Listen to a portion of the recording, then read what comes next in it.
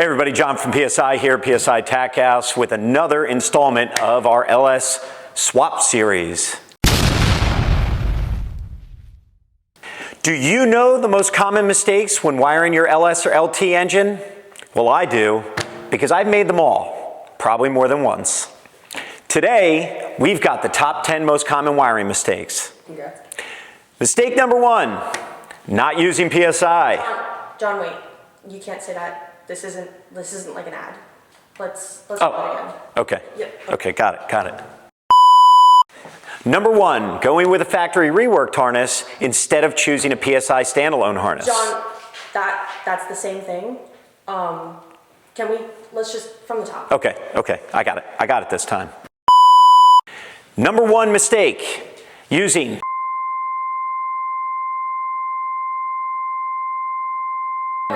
All right.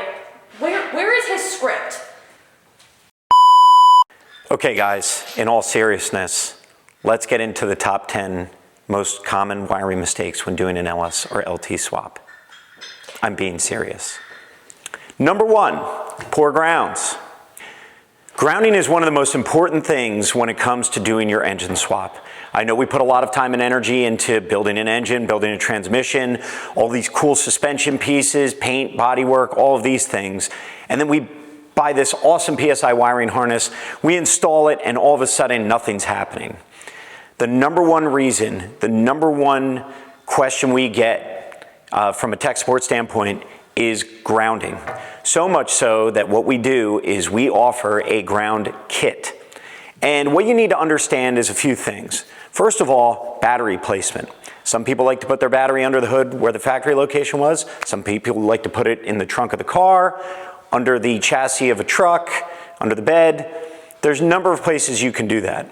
However, it becomes, the further away that battery gets from the engine, the more imperative it is to make sure that you have good grounding.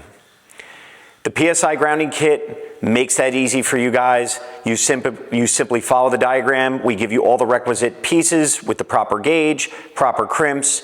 You hook it up, grounding will no longer be an issue. Problem number 2, is everything plugged in? Depending on your application, the harness can have anywhere from 20 to 30 different connections that have to be made. This includes every single sensor as well as some under dash wiring. Can't tell you how many times we get a tech support call for an engine not running or not running properly, and the second question after grounding is always, did you plug everything in? And we get a lot of customers that are just in such a hurry, they want to hear this thing run, this creation that they've made, they want to hear it get going and they want to hear it make noise. Make sure you have all your connectors connected properly in the right location. Common occurrence, problem number 3, the switched ignition source power wire.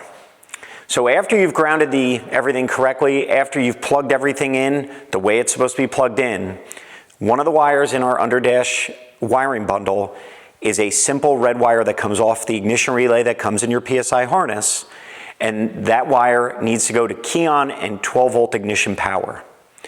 A lot of times what customers will do is they will attach that wire to a key-on source and not realize that when they turn the key to crank, they're actually losing 12 volts. I know it sounds crazy, but when GM created these circuits in their chassis harnesses, there were a number of circuits that lost power when you were cranking. The idea behind it is that they wanted to have all the current from the battery going to the starter to start the engine. So there's a number of key-on switch power sources in your fuse block. If you check them with a test light or with a DVOM, you'll see that when you go to the crank position with your key, you get 0 volts. You need to make sure that that red wire has 12 volts, not just during key-on, but during the cranking process, or the vehicle's not going to start. Problem number 4, clogged injectors. So there's a number of sensors that you should replace, just like you replace spark plugs or you change your oil. There are a number of sensors you should change when you're doing a swap. However, injectors typically aren't one of them. You got the engine out of a junkyard, the junkyard told you there's 60,000 miles on it, because all junkyard motors have 60,000 miles on them. But the reality is even if it had 10,000 miles on it, you have no idea how long that engine's been sitting in the junkyard. When it's in the junkyard, there's fuel in that fuel rail. Even though it's not pressurized, that fuel is sitting there and it's slowly evaporating.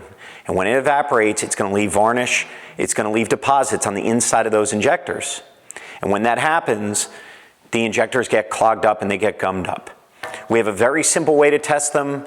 When you're actually doing your swap, our tech support typically will ask you if you're having a injector problem, or we feel it's an injector problem. You can always remove the rail with the injectors. You can slide a pan underneath your injector rail and injectors, and then you can have somebody just turn the key to the on position. You will see a prime pump of the injector from all 8 injectors. You'll see an equal spray pattern. If you don't, or you see some not spraying or dripping, you know you have a clogged injector problem. You can either get them professionally cleaned, or you can buy new injectors. Conveniently, we do sell new injectors at psiconversion.com. Problem number 5, exhaust not installed. Now, I'm not talking about having the complete exhaust installed, although that's a good idea to have that done, have that buttoned up and completed. But at the very least, you need to have your exhaust manifolds on. I know it sounds crazy, but some people get so excited, maybe the manifolds aren't on. Or if you have the manifolds on, you need to have some length of pipe getting to your mufflers. And the idea behind this is you want to have some sort of back pressure built, so that way the O2 sensors, as the engine's warming up, the O2 sensors will be working, they'll be heating up, they'll start reading exhaust gas, and you'll go into closed loop. If not, the engine's just going to run rich, it's going to sit in open loop, and then you're going to think you have some other issue and you're going to be chasing your tail for a problem. Item number 6, vehicle anti-theft system, VATS. You've all heard about it. What is it? So in the computers, whether it's a Gen 2 LT, the Gen 2 LTs, all the way up to Gen 5 LTs, and the LS is in the middle, they all had a built-in anti-theft system. How that VATS system or passkey system worked, it changed from vehicle to vehicle by generations throughout the last 30 some odd years. The point is that your controller needs to have it turned off. And it's not just the VATS. There are some other items in there, depending on the vehicle application again, that need to be turned off as well. So again, don't get ahead of yourself. As you're working on the car, you're getting your engine and transmission installed, you're setting it up with the wiring harness, you need to get your computers tuned, and part of that tune is to turn the VATS anti-theft system off. PSI offers that, as many of you probably know. For a nominal fee, we can turn it off, or we can provide you a computer set with the anti-theft turned off as well. Number 7, quality sensors. Chances are when you buy this engine and transmission combination, whether it's out of a junkyard or a donor vehicle you have, you're going to get all the sensors with it. The only sensor you might not get with it is the mass airflow sensor. Make sure if you have to replace sensors, specifically the mass airflow sensor, you buy quality sensors. We recommend AC Delco and GM. We sell them. However, you can use reputable, non-knockoff sensors. If you see that a sensor like a mass air typically runs somewhere around $100, $120, and you're getting a sensor for $10 somewhere, chances are it's not a reputable sensor. And I get it. You're trying to save a buck, you're working on a budget, we all are. But keep in mind this, you buy a non-reputable sensor, a knockoff, you're going to be chasing your tail down the road as to why this thing isn't running right. We've seen countless times where people have used sensors like that. They've had no throttle issues, they've had misses, they've had all types of issues, and we traced it back to a bad sensor. So keep in mind, always use quality sensors. Another note is that there are certain sensors you should change when you do a swap. Specifically, your O2 sensors. Use quality O2 sensors. They should absolutely be changed before you start that vehicle, even if you got them with the swap or from the donor vehicle.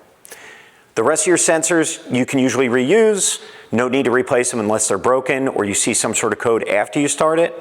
But replace your spark plugs, make sure the injectors are cleaned, replace your spark plug wires, change the oil, put new O2s in it. Number 8, bypass the fuel pump relay. So PSI gives you a fuel pump relay integrated right into the harness. It's triggered by the engine computer, just like the factory would have done, and the reason GM did this was primarily for safety reasons. If you turn the key to the on position, you'll hear the fuel pump come on for 2 seconds, then it will shut off. It's a priming action, so that way you have pressure in the rail, and then when you crank it, the injectors will pulse. It starts, it'll see tack signal, the computer will see a tack signal, it'll turn the fuel pump back on. There is no reason to bypass our relay. Our relay It's a 40 amp relay. It will work with 99.9% of fuel pumps out there. If you're running some sort of dual stage fuel pump kit, you can talk to us and we can explain for you how to trigger that the correct way by using a priming pulse. Because what you don't want to have happen is the fuel pump's running all the time even though the key's on. Let's say you're working on your stereo system or some other system in the car and you have the key on because you're checking things and here's your fuel pump running. You don't want to have that happen. Number 9, we're almost there. Gas. Sounds crazy, right? Make sure not only that you have good gas in there, but you actually have gas in your gas tank. I can't tell you how many times we have had customers call up, vehicle's not running, we go through a whole diagnostic, and then they realize, wait a minute, I forgot to put gas in it.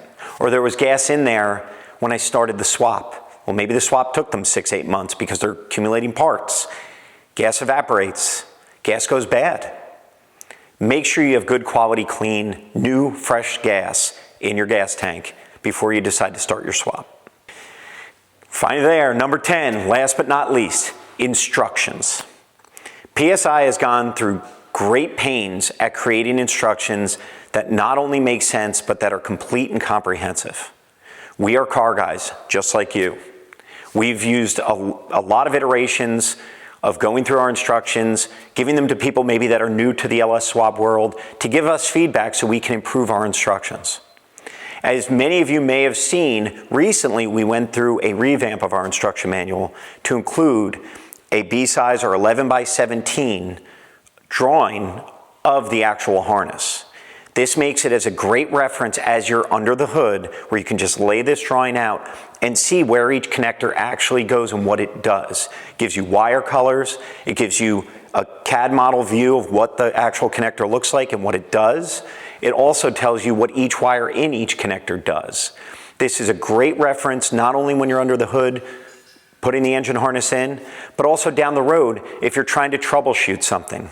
Let's say down the road your engine coolant temp sensor goes bad and you get a check engine light, you see it on the scanner, and the code's telling you that it's reading -40 degrees, even though you know your coolant's not at -40 degrees. Sensor's bad, you want to look at which connector that is. It's a great reference down the road, not just when you're installing it. So I hope you enjoyed this FAQ, and I hope you enjoyed the whole FAQ series. We've done quite a few of them. We've been doing a lot more videos and how-tos and throwing technical information out there to kind of set the record straight. We've been doing this for over 20 years. I personally have been doing swaps since the late 90s. You learn a lot. It's great to look on a Facebook group. It's great to look on a Google search. But sometimes you have people that have a ton of experience. We do this every day, 7 days a week. If you have any comments or questions, feel free to leave them in the comments section. Check out our YouTube channel. We got a lot more in-depth views of a lot of this stuff. And remember, wire it up and fire it up.